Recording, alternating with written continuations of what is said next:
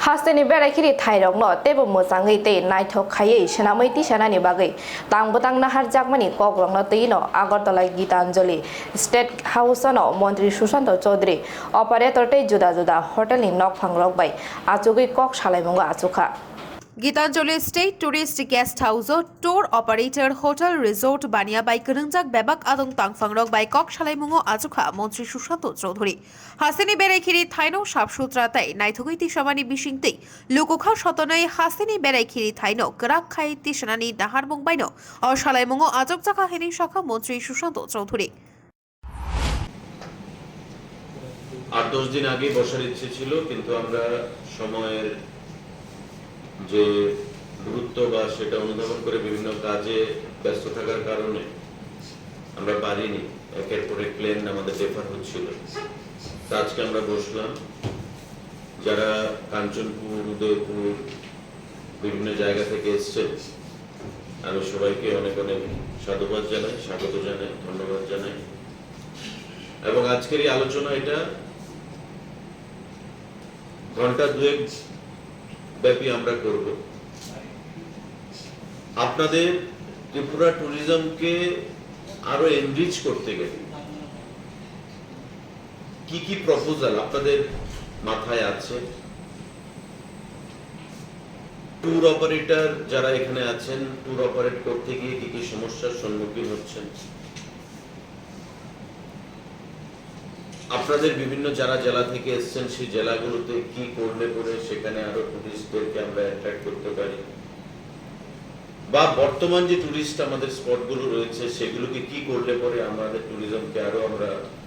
ঊর্ধ্বে তুলে ধরতে পারি মোদ্দা কথা হচ্ছে how to make Tripura tourism more attractive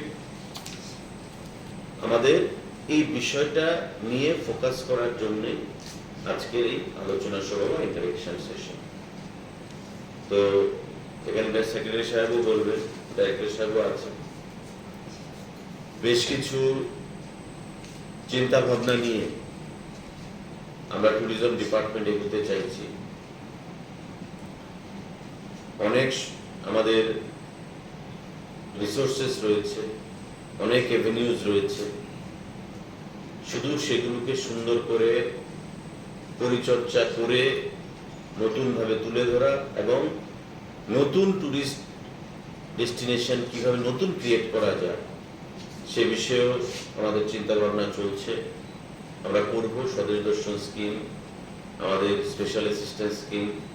government of ইন্ডিয়ার ফান্ড দিয়ে আমরা সেগুলো করব তো তার বাইরে বর্তমান যে আমাদের অ্যাভেলেবেল